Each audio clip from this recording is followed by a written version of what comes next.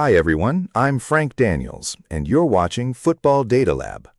We work with a database of over 30,000 active professional players across more than 80 performance metrics.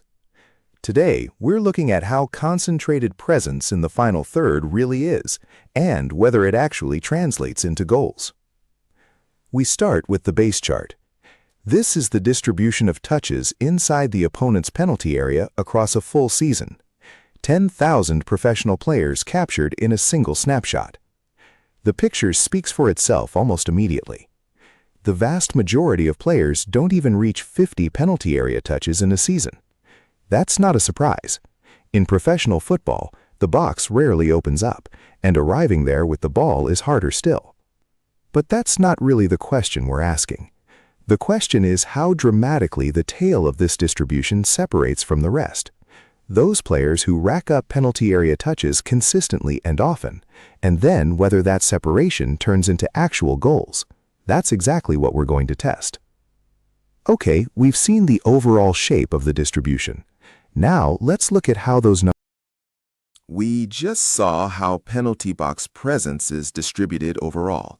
Now, let's break down where that concentration is highest. The chart covers almost 6,000 players across multiple leagues, and the first two bars pull away clearly. The Premier League and the Dutch Eredivisie produce the highest average box touches per season. The gap with the rest isn't enormous, but it's consistent. One explanation is style. English and Dutch clubs traditionally build attacks through width and crosses, which physically pulls players closer to goal. The other factor is squad composition.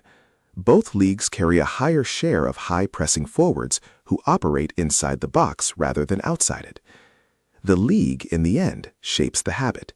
Certain systems simply force players into dangerous areas more often. Okay, that explains geography. Now let's look at how that box presence actually converts. Country differences give us the big picture, but the more important question is who inside a team actually operates in the opposition box. This chart shows average box touches per season, broken down by position. The sample covers nearly 4,000 players. The gap between the top and the rest is enormous. Strikers lead by a considerable distance, followed by wingers on both flanks. Attacking midfielders already fall noticeably behind, and wingbacks sit right at the bottom. There are two explanations for this. One is simply geometry. A striker lives inside the box by definition. It is his operational zone. The other is tactical. In most systems, wingbacks provide width and deliver crosses, but rarely make runs into the finishing area themselves. The concentration of touches across just 2 or 3 positions confirms it. The final third is not a collective story. It is the story of a very narrow set of roles. Okay, we have covered the positional breakdown. Now let's look at how all of this converts in. We've broken down how penalty box presence is distributed across positions. Now, a different question. Is there a real gap between genuine scorers and everyone else in attack? The chart covers nearly 3,500 players, split into 2 groups. Those scoring at least half a goal per 90, and the rest of the forwards and wide players. The gap is clear. True goal scorers touch the ball inside the box roughly twice as often per season as their attacking teammates. One explanation is pure positioning. Players with a high goals per 90 rate simply spend more time in the finishing zone, even when their overall workload is lower. The other explanation is the quality of movement off the ball. They're not just standing in the box, they're breaking free, winning position, creating a touch from nothing. The numbers here confirm what coaches have known for a long time.